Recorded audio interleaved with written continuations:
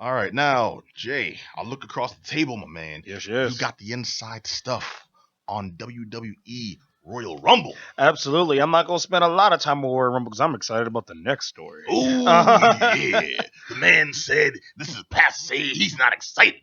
But he's got. I'm kidding. Brother. I'm not gonna front. I'm not. I mean, she kind of run of the mill WWE event. So Royal Rumble took place. The Royal Rumble, word? It was, man. It was. I mean, 30 man? 30 man, To man. the death? Okay, not you overselling this, brother. You overselling. All right, so this took place in San Antonio this past Sunday. Of course, what WWE's doing with their major four pay-per-views is that they're linking it up with NXT. So NXT has their takeover event too. So NXT takeover happened the night before.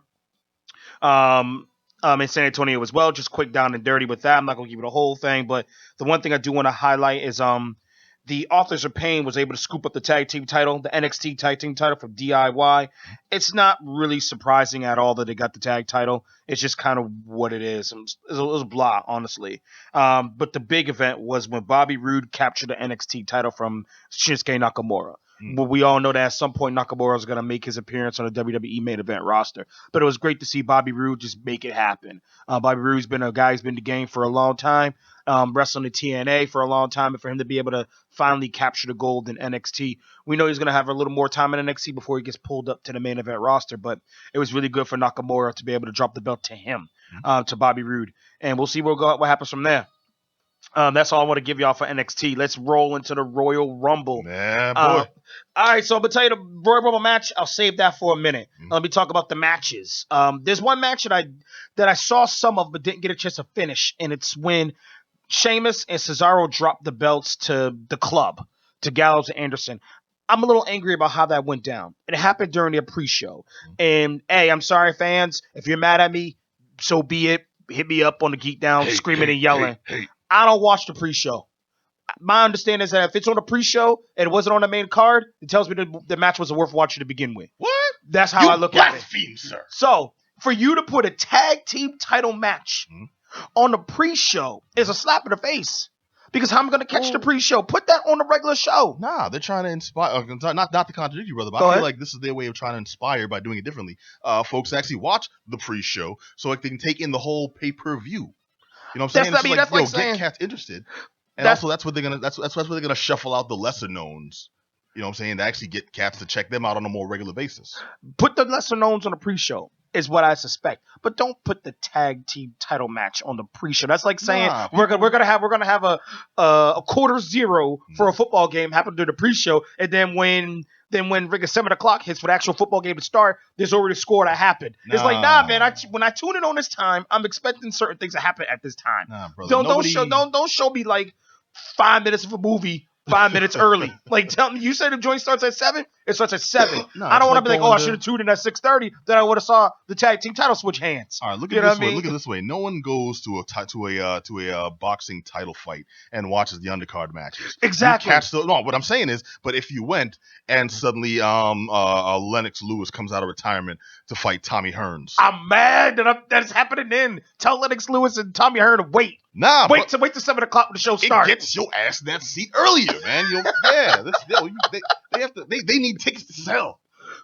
All right. I hear what you're saying. I hear what you're saying. So okay, all right. So I'll eat that a little bit. Shame on me. But at the end of the day, the club got the tag team title, so it was great for them. Honestly, let's see how long this runs. I mean, I don't have faith in WWE and letting them hold on to the belts that long. The Owens kept his belt, which was good for him. It was really good for him to keep the belt against Reigns, with Jericho hanging from the top. The only thing I was interested about this is that Owens took a couple of big bumps. One bump was that he stacked like, I don't know, maybe like 10 chairs on top of each other. What? And he got back body dropped into the pile of chairs. Like, chairs were opened. It wasn't like just like a bunch of folded chairs. He was open aluminum chairs, and he just went right through them. That sounds telegraphed. So you may as well just like put a bullseye in the middle. You know, I mean, that's what the spots are. All the spots are telegraphed, man. All the wrestling spots are. Yeah, but I mean, for him to take a bump like that, it's just like, bruh. You know, it's like, man, he's hurting today. He hurting this morning. I mean, I know he was on Monday Night Raw. I caught some of it before the show started, but hey, it's what it is. Is that on some Shane O'Mac off the top of the cage stuff? Not that good. I mean, Shane O'Mac almost died. I mean, when Yeah. Shane O'Mac prayed and did the sign of the cross before he jumped, And Undertaker dove out the way because he wasn't about to have Shane O'Mac fall through him. And Mac just went straight through the table. Ooh, Yeah, man. that was ugly. That was mankind ugly. All right, so you kept the suspense, man. Give us the lowdown. We run So, out of time. yeah, I know we're running out of time. All right, so real down and dirty. Cena went up against Styles. Cena became the 16-time world champion, tying Ric Flair. A lot of folks are angry about that no one should have been tying Ric Flair. No one ties Ric Flair. Ric Flair is the man. That's Nature Boy. I like Nate. Cena. I think he's earned his due. No, you don't tie Nate. All right, Nate. That's a legend. But I mean, woo, you're right. That's Nate, man. You don't tie Great Nate. I mean, when you have Killer Mike having a song called Ric Flair, you the man.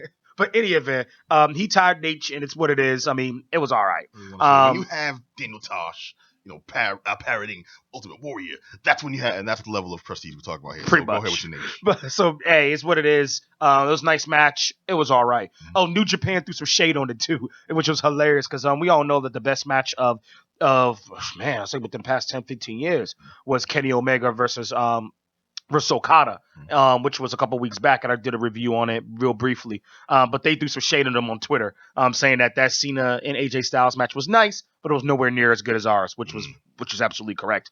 Royal Rumble match, honestly, there was no surprises at all, and that's what made it run the mill. I was expecting somebody to come out, someone we haven't seen in a long time, or maybe a brand new star that got in the indie scene to make a debut. Nothing. It was just the same old WWE guys, and the same old guy won. It was Randy Orton, another old guy who won. And it's frustrating because you have a lot of young blood there, and you telling me you couldn't give none of these young guys the opportunity to be able to win the Royal Rumble just for seeing it. Oh yeah, second time winning it. Damn. And don't get me wrong, I like Orton, but for pro wrestling standards, he's an old guy. Yep.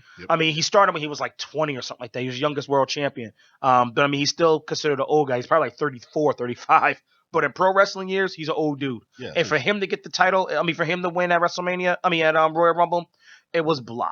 Honestly, it was blah. The only good thing that came out of this is that Ty Dillinger, the Perfect 10, came out at number 10. So that was the only thing that was pretty good. Other than that, that's all I got for Royal Rumble. I give it a C, or I give it a.